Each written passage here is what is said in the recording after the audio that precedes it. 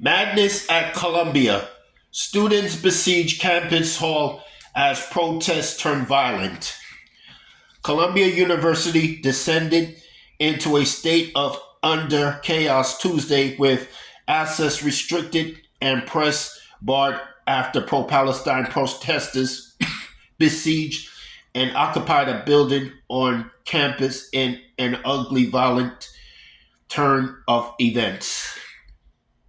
According to those inside the campus, the students who had participated in the nearly 2 week long encampment stormed Hamilton Hall near the corner of 116th Street and Amsterdam Avenue.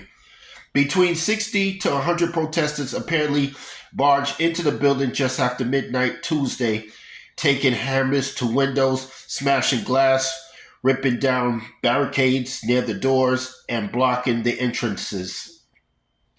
Insiders also report that the invaders began breaking furniture and using it to lock themselves in. Based on information obtained from the site, including video, law enforcement agents believe the siege was instigated by outside agitators who, as Mayor Eric Adams described during a Tuesday evening briefing, are actively cooping a peaceful gathering. They're here to create discord and dissonance, Adams said during the presser at one police plaza. That's why I'm urging every student and every protester to walk away from this situation now and continue your advocacy by other means. And yet, as of 6 p.m., April 30th, Columbia University did not request police intervention on campus. The siege began after Columbia University administrators announced earlier that afternoon that they had begun suspending students for failing to disperse for a 2 p.m. deadline. The exact reason which motivated the invasion of Hamilton Hall was not yet known. With the building completely occupied, protesters wearing masks and kefir yields unfold a gigantic banner from the top window reading Free Palestine. CUAD, Columbia University Apartheid Divests, one of the groups participating in the protest at Columbia, said on X, formerly Twitter, the building has been reclaimed by an anonymous group and renamed for Hind Rajab, a 6-year-old girl said to have been killed among the ongoing Israel-Hamas war in Gaza. Hours later, a spokesperson for the group laying siege to Hamilton Hall, Adasasuri, requested that the university continue to fulfill meal plan obligation to the siege participants. Access restricted elsewhere.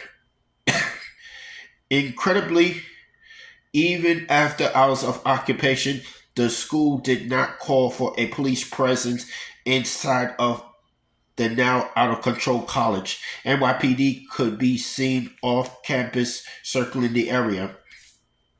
The Columbia Spectator University's newspaper reported that Columbia has indefinitely restricted access to the Morningside campus on Tuesday morning. The university later permitted a limited number of reporters access to the campus during the afternoon. Only students living in on-campus residential halls and essential personnel are being permitted on site. The university has also sealed off all access points except for gates near 116th Street and Amsterdam Avenue. Tuesday morning, a source familiar with the situation said that all media access to Columbia has been suspended.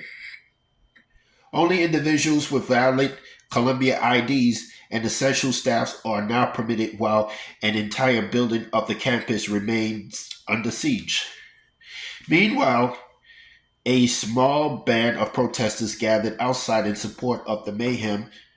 In one incident, some people tried to scale the building from the outside and enter through an unlocked window to join cohorts inside. The events seem to be history repeating itself.